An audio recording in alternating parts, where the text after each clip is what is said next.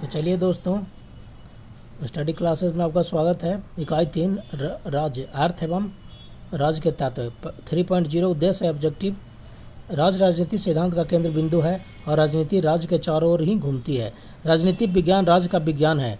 इसमें प्रमुख रूप से राज्य का ही अध्ययन किया जाता है। अतः प्रस्तुत अध्याय का मुख्य उद्देश्य विद्यार्थियों को राज्य के अर्थ और उसकी प्रकृति से परिचित कराना है। 3.1 परिचय। प्रस्तुत अध्याय में राज्य की परिभाषा एवं उसके मूल तत्व की व्याख्या की गई है।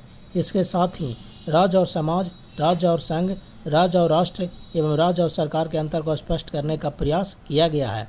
3.2 राज्य का अर्थ और परिभाषा। साधारणतः राज्य शब्द का प्रयोग कई अर्थों में किया जाता है, जिनमें से कुछ अर्थ निश्चित रूप से भ्रामक है। इसके दो उदाहरण दिए जा सकते हैं।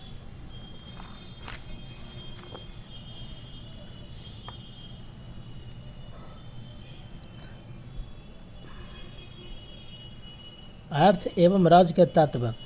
प्रथम, भारत एक संघ राज्य है, फेडरल स्टेट है, जो बिहार, बंगाल, उड़ीसा आदि 28 इकाइयों का संघ है। आम बोलचाल की भाषा में इन 28 इकाइयों को भी राज्य कहा जाता है, परंतु बिहार, बंगाल जैसे प्रदेश राजनीतिक विज्ञान की दृष्टि से राज्य नहीं है।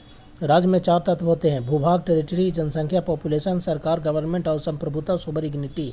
बिहार और बंगाल जैसे प्रदेशों को भूभाग, जनसंख्या और सरकार तो हैं, परंतु संप्रभुता नहीं है।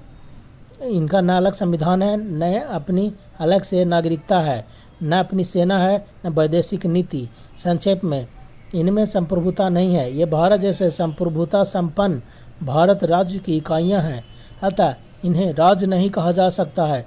ये तो राज्य की इकाइयां मात्र है। द्वितीय, बहुधा राष्ट्र, नेशन, समाज, सोसाइटी, सरकार, गवर्नमेंट आदि का प्रयोग राज्य शब्द के पर्यायवाची के रूप में किया जाता है, किंतु इन सभी शब्दों का राजनीतिक विज्ञान में अपना खास अर्थ होता है, जो राज्य के अर्थ से बिल्कुल भिन्न है। इनके बीच अंतरों को भी इसी अध्याय में आगे दर्शाया गया है। 3.2.1 राज्य की परिभाषा, डिफिनीशन ऑफ द स्टेट। राजनीतिक विज्ञान में राज्य शब्द का निश्चित और विशिष्ट अर्थ होता है, परंतु लेखकों में राज्य की परिभाषा पर मैतक नहीं है। प्रस्तुतः राज्य की उतनी ही परिभाषाएं हैं जितनी कि राजनीतिक विज्ञान पर पुस्तकें लिखी गई है। अब तक राज्य की 140 से अधिक परिभाषाएं दी गई है। किसी भी एक परिभाषा पर विद्वानों में मैतक नहीं हो पाया है। R.M. मैकाइवर ने ठीक ही लिखा है कि यह आश्चर्य की बात है कि राज्य जैसे स्पष्ट शब्द की परिभाषाएं विभिन्न विद्वानों ने विभिन्न प्रकार से की है। कुछ विद्वान राज्य को केवल वर्ग, राज्य जैसे स्पष्ट शब्द की परिभाषाएं विभिन्न विद्वानों ने विभिन्न प्रकार से की है। कुछ राज्यों का केवल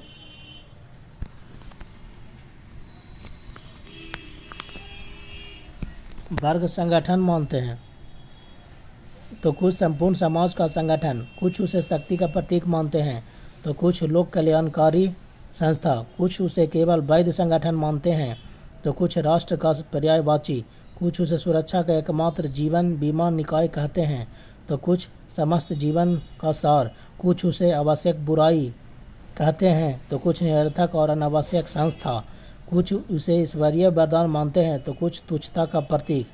राज्य की परिभाषाओं के संबंध में इतनी मत भिन्नता का एकमात्र कारण यह है कि प्रत्येक लेखक ने अपने निजी दृष्टिकोण से राज्य की परिभाषा और व्याख्या की है।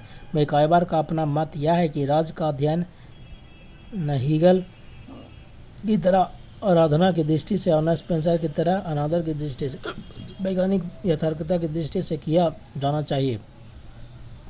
राज्य की अनेक परिभाषाओं में से यहाँ कुछ ही परिभाषाओं को उद्धृत किया जा रहा है। इन परिभाषा का विश्लेषण हम इन्हें 2 भागों में बांटकर कर सकते हैं: प्राचीन परिभाषाएं और अर्वाचीन परिभाषाएं। प्राचीन परिभाषाएं। प्राचीन परिभाषाओं में अरस्तु और सिसरो की परिभाषाओं को उद्धृत किया जा सकता है। अरस्तु के अनुसार राज्य परिवारों तथा ग्रामों का एक समुदाय है, जिसका उद्देश्य पूर्ण और आत्मनिर्भर जीवन की प्राप्ति है।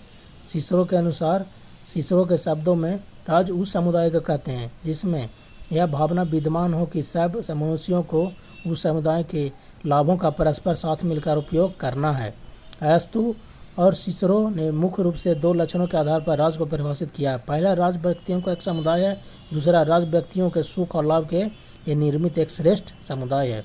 अरस्तू सिसरो की परिभाषाओं का मुख्य दोष यह है कि ये कानूनी होने की अपेक्षा नैतिक अधिक हैं। ये परिभाषाएं राज्य के उद्देश्य पर तो प्रकाश डालती है, परंतु राज्य के यथार्थ स्वरूप को स्पष्ट नहीं करती है।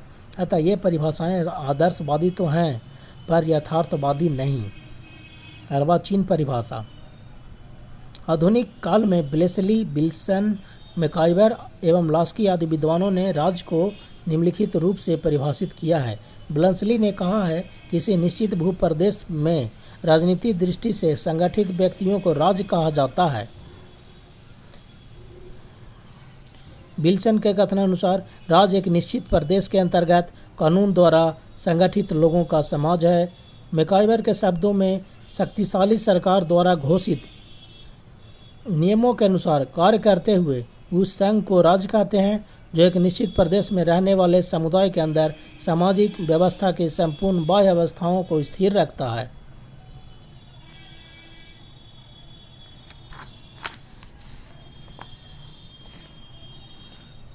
लास्की के कथनानुसार राज्य एक प्रादेशिक समाज है जो सरकार और प्रजा में विभाजित है और जो अपने नियत भौगोलिक क्षेत्र में अन्य सभी संस्थाओं पर सर्वोच्च सत्ता रखता है।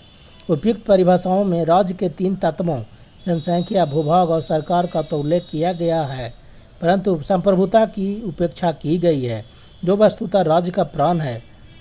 लास्की की परिभाषा में संप्रभुता की चर्चा अवश्य की गई है, पर उसमें भी केवल आंतरिक संप्रभुता का उल्लेख है, बाह्य संप्रभुता का नहीं। तथा इन परिभाषाओं में से कोई भी परिभाषा आज मान्य नहीं है। उपयुक्त सभी परिभाषाओं की तुलना में गार्नर की परिभाषा वास्तविकता के दृष्टिकोण से अधिक सटीक प्रतीत होती है।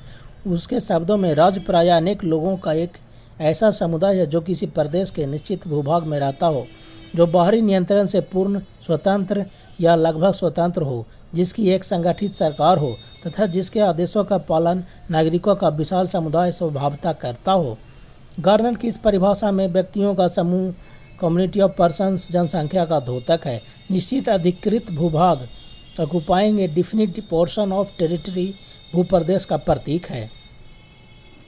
सुसंगठित शासन, ऑर्गेनाइज्ड गवर्नमेंट, सरकार को दर्शाता है और बाहरी नियंत्रण से स्वतंत्र, इंडिपेंडेंट ऑफ एक्सटर्नल कंट्रोल, बाह्य संप्रभुता एवं विशाल प्रजा वर्ग द्वारा स्वभावतः आज्ञा पालन, the great body of inhabitants rendering habitual obedience, आंतरिक संप्रभुता को व्यक्त करते हैं। इस प्रकार गार्नर की परिभाषा में राज्य के सभी चारों तत्व विद्यमान हैं, अतः उसकी परिभाषा ही सर्वमान्य तथा वैज्ञानिक है। तो अभी एपिसोड 16 में इतना तक, उसके बाद अगले एपिसोड नेक्स्ट में बताएंगे। जय हिंद।